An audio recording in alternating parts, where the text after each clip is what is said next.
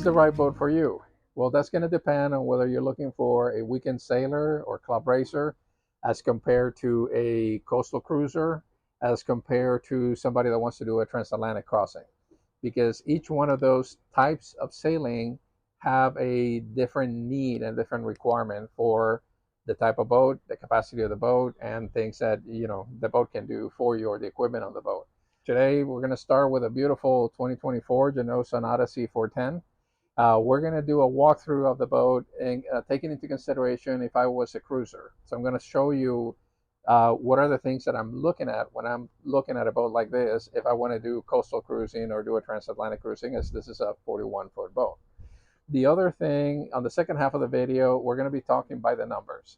So we're going to look at the capacity this boat has, water, diesel, the holding tank, refrigeration, storage for food, and do some calculations as to how many days can we run with that capacity without having to replenish. So that'll give you kind of a range and an idea of, if you get on this boat and load it up, how long can you be at sea before you have to pull into port and do some replenishing. So we're going to cover all of that on the video. So with that, let's just get started. Let's start with the basic. Everybody wants a bathroom, correct? Now, the heads on boats come in two flavors. One is a wet head and one is a dry head. The wet head means that whenever you take a shower, the whole floor of the bathroom is going to get wet. A dry head means that you can take a shower without getting everything else on the head soaking wet. Here's another important consideration when you're talking about heads. People shower very little on the heads that come with their boats. Now, let's be realistic. Whenever you're out at sea and you're cruising, chances of you taking a shower in the head are slight to very, very slim. Unless you're in a cold climate where it's too cold to jump in the water, typically what you're going to do is you're going to jump overboard, back here on the back of the boat. You're going to come out. You're going to soap up with Joy, Mr. Bubbles, whatever you like to use to clean yourself up. You're going to jump back in the water, and then you're going to use the outside shower to basically just rinse off the salt water, and you're done. You're clean. It's what's going to conserve the most amount of water when you're out cruising. And water is a limited resource on a sailboat, which you have to keep in mind. This is what your shower looks like when it's tucked away. You have hot and cold on the faucet and your hose. And then you have a nice cover to keep it all tucked away. Now, if you happen to be at a marina where you have water accessible and you want to take long showers, you can use your head. But if you notice, there is no divider on the floor of the boat. So whenever you're taking a shower, water is going to come and get pretty much everything wet. So if I was going to take a shower on this head, things to consider is, I'm a big guy. So all of the doors inside of a boat are going to be smaller. So you're going to, unless you're really skinny, you can walk straight through. If not, you're going to turn sideways to get in. Now, once inside, on this particular boat, I have a door. And the door basically keeps water from splashing into the toilet area. So I'm in the shower stall. You can see the shower up here. It's a hose, so you can move it. And you have your sink, where is the source of the water. And here's where you open and close the water for the shower, and that's for your sink.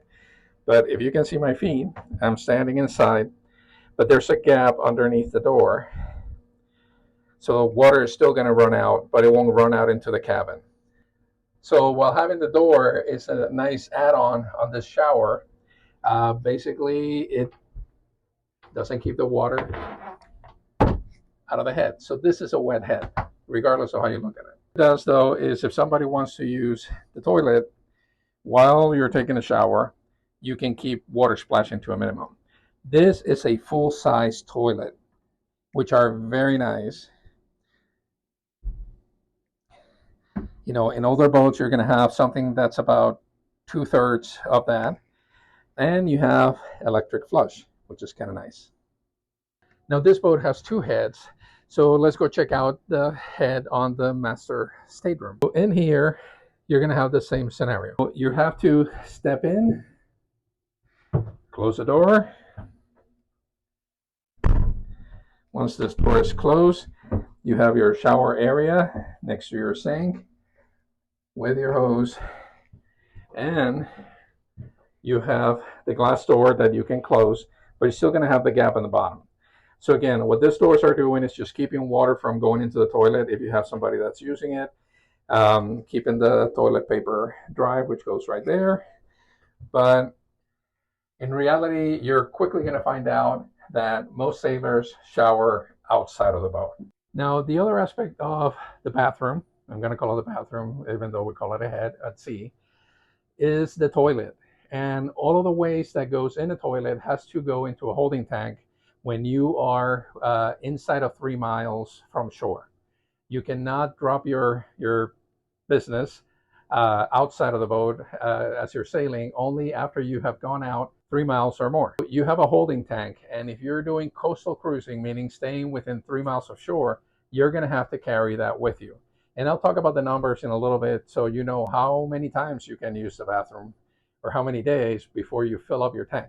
Other things that create a limitation, or it's going to give you a specific range for your boat or the boat that you're looking at, is the water capacity. Why? Because you use water for drinking, you use water for showering. If you have a fresh water toilet, you're using fresh water to flush your toilet, and you use water to do your dishes.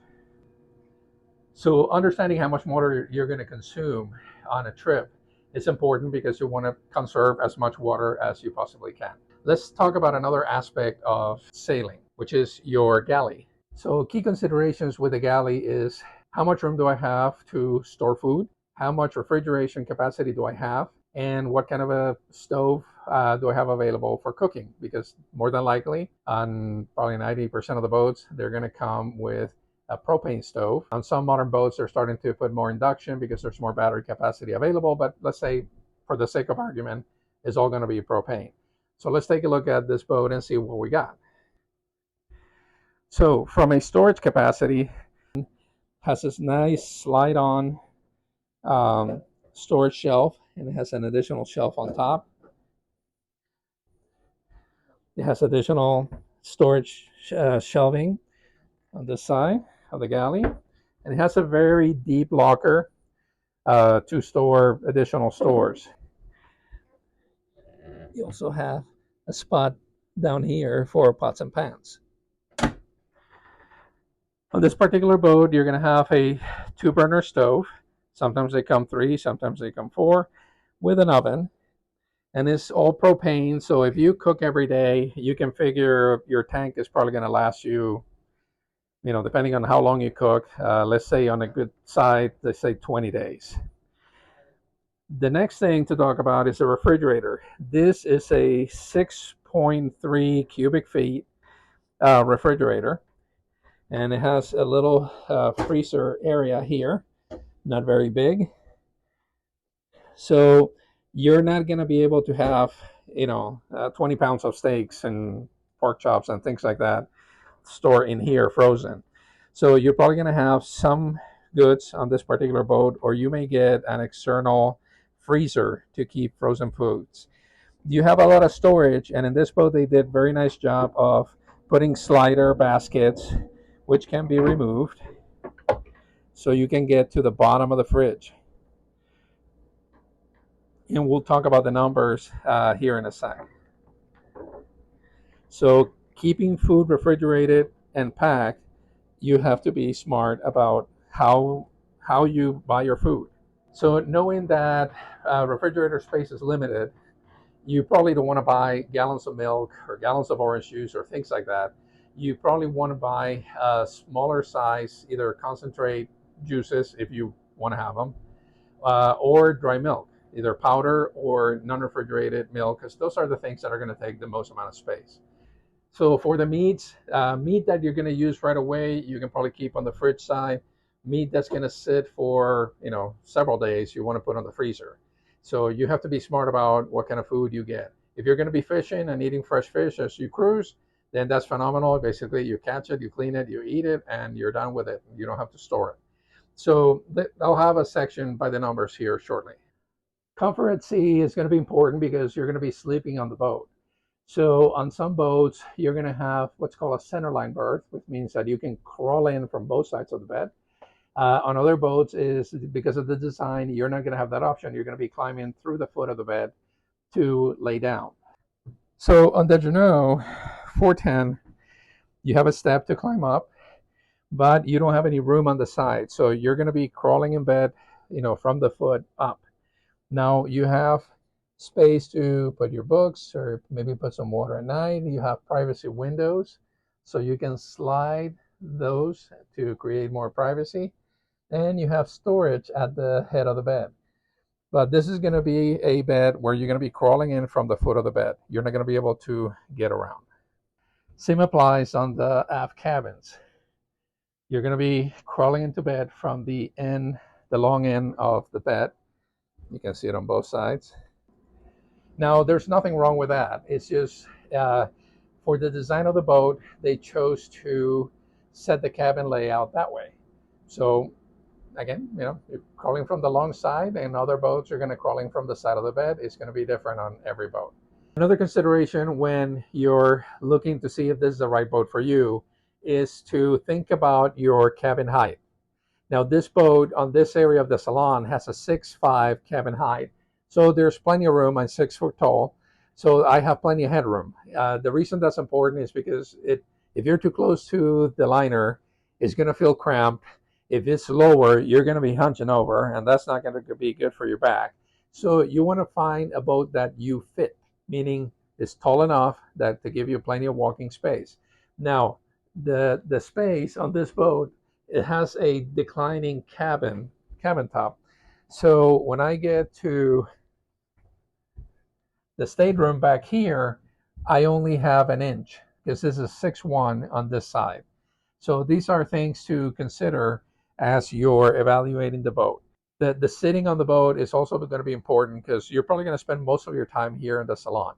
On some boats, they give you, I'm sure some of you have seen the giant king size bed on the stern of the boat, and everybody's crazy about that. Reality is, you're not going to spend that much time back there. More than likely, you're going to spend most of your time here, or you're going to spend most of your time outside. And so having the most amount of space available and having the sitting area to be comfortable on the salon is critical. Another important thing is sometimes if you're doing a passage or you're sailing for several days, you're going to be cooking while you're sailing. So having a galley where you can brace yourself, in this galley you have kind of a horseshoe U shape, so you can brace yourself while you're cooking. And it'll make it, nice and safe for the person that's down below that's doing the cooking. Your nav station is a nice area when you're sailing and you're trying to get out of the weather. You're trying to do some work on from inside of the boat. This Jeanneau 410 has a beautiful nav station, very comfortable sitting. It's facing forward, so it's going to help you with not getting motion sickness if you're prone to that, because you're going to be moving with the boat and you're in line with the boat. So that's going to help you with that particular thing. Here you have the radio and you have tank monitors, your panel, and you can add a chart plotter or put a chart plotter station here so you can control what's happening up on top. Now, the Jeanneau 410 is a dual helm boat. Now, it doesn't mean that you have a spare. It means that you have two wheels to control the rudders. So as you turn, a wheel, they both match. So if I turn this wheel, you can see that one moving. So it's all coordinated. It doesn't mean you have a spare. It's just because the boat is so wide on the aft portion, when you sit down to sail, you want to be able to see what's happening around the sails. So by sitting as far to the edge as possible, you're going to be able to monitor what's happening up here. Now, something I love about this design is that they took what I'm going to call the catamaran ramp. So instead of having to having a weather deck that's even with the cockpit, so basically you have to step from the cockpit to the side here and into the weather deck. they gave you a ramp. So basically, if I'm coming from the backside, I don't have to jump over anything. I just keep walking. Plenty of handrails to hang on to. And I get to my shrouds here. But I have easy access to move forward on the boat if I have to come here to deal with the spinnaker or with the anchor at any given point. So that was a very nice thing that Jeanneau did with their design of this particular boat, and also on the 49, they have the same ramp. So it makes it very easy to work your way up without having to climb over the backside, the coaming on the cockpit.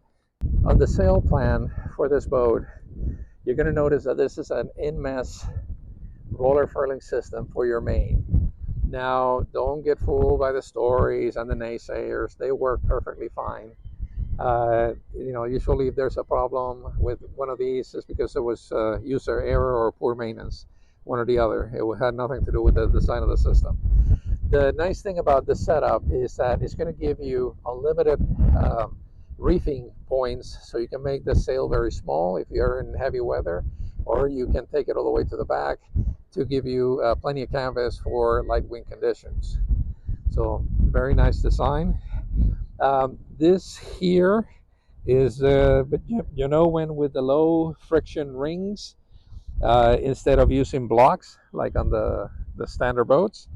So it's a nice design. It's using Dyneema to build a frame, and then they use low friction blocks to create the loops to give you line controls. So this is for your sheets on your head sail. One thing they did good and bad on this particular boat is that they went aft with the shrouds. So that is fantastic. When you have this cables on the outside, it gives you room to walk through the weather deck without having to hit your head or without having to dock to get under the water. But they put the secondary shroud coming right across the weather decks. So the catch is, this is great because it's out of the way. This one, not so great because it's dead smack in the middle. So when you're walking down the weather deck, you have to dock to get under it in order to keep going aft to the cockpit.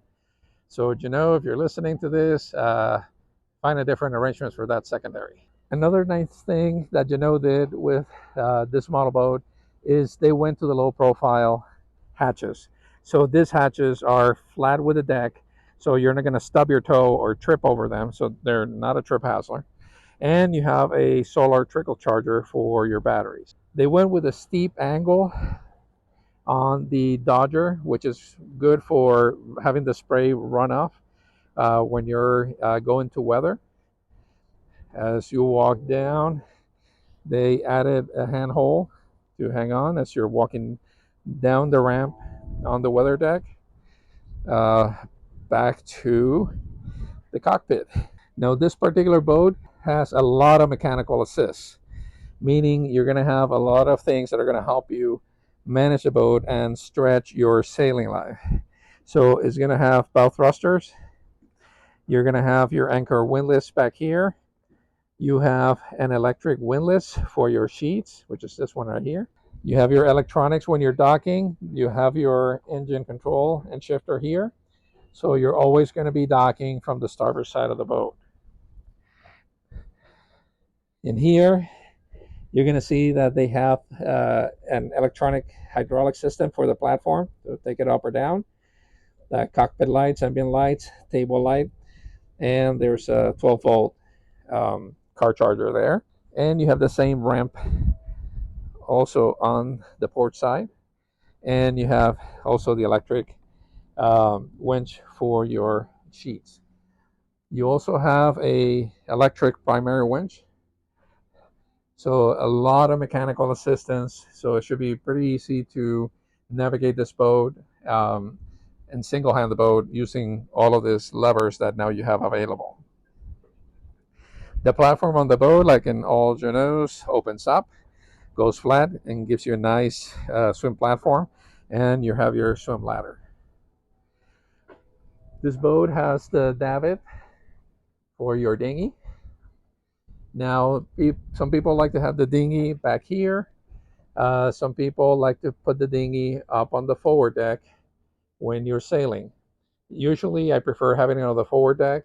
If you take seas from the stern of the boat, this could be dangerous as it can come in into the cockpit area. So, better to have it forward and have it back here when you're sailing. All right, folks, so let's talk a little bit about the numbers. This boat comes with a 140-gallon water tank. Now, water consumption when you're on a boat is very important because you have a limited resource. You want to take care of it.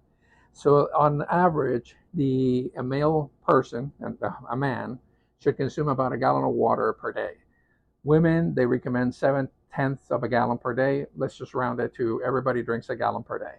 When you're taking showers, the way I described it earlier, let's say every person uses maybe a little bit of a gallon of water or less. For dishwashing, which you cook, you got to wash the pots and pans, you got to wash the dishes. You do it the same way you take a bath. You use salt water to get all the cleaning done, and you use fresh water for the final rinse, and then you put it away. So on average, a person is going to consume about 3.5 gallons of water per day. So if I have 140 gallons of water and I have 3.5 gallons of consumption, that's roughly going to give me about 40 days of capacity with that consumption ratio. Now, if it's two people, then it's going to be twice as much. So you're going to have only about 20 days of range with the water that you carry on the boat. Now, when we talk about fuel, and fuel is going to be different depending on the size of the engine, how much weight there is, the wind conditions, the current. So what I'm giving you is a very basic example. This boat comes equipped with a 52.8 gallon fuel tank. On average, if you're running the boat, you're not trying to gun it, you're running at average cruising speed, let's say about 6-7 knots, you're probably going to be consuming about 0.8 gallons per hour. So if you take your 52.8 gallons divided by your 0.8 consumption, is going to give you about 66 hours of running time on that capacity. Now, if you're doing 6 knots, you're basically making 6 nautical miles per hour. Again, I'm generalizing. But let's say that on average you make six nautical miles per hour times 66 hours. That's going to give you a range of about 396 nautical miles. So if I'm going from Florida to Spain, and I think I'm going to be, running on engine a portion of the time, that's a lot longer than 396 nautical miles. I probably want to take some additional fuel on jerry jugs just as a spare, just in case. But for the most part, I will try to sail as much as possible to conserve. Let's talk about the holding tank situation. So everybody has to use the head, right? And using information I got from the RV crew, which they're pretty good on their measurements, they claim that you use about 2 gallons on your holding tank per person per day. Why? Because it's not just what you're putting in, it's also you have to flush it. And that's going to consume some water, so that water is going to go into the tank, and that's going to occupy space. This boat comes equipped with 50.1 gallons of holding tank capacity. So roughly at 2 gallons per day per person, one person would be able to continue to use the tank without pumping it out for about 25 days. If you have two people on the boat on the same capacity, you're going to have about 12 days, 13 days. Now, if you're cruising outside of the 3-mile limit, meaning that you're going offshore 3 miles or more, you go into international waters, you can change your valve so your waste goes straight overboard. And if you have a macerator pump, you can pump your tanks overboard at that point. You cannot do that if you're inside of 3 miles in inland or coastal waters. So that means that if you're going around the intercoastal, if you're going around the coast of Florida, you have to keep it on the holding tank until you get to a facility where you can have it pumped out. The other thing that provides limits on a boat is your refrigerator. This boat comes with a 6.3 cubic foot refrigerator, roughly, and a consumption of, say, a quarter of a cubic foot per day per person.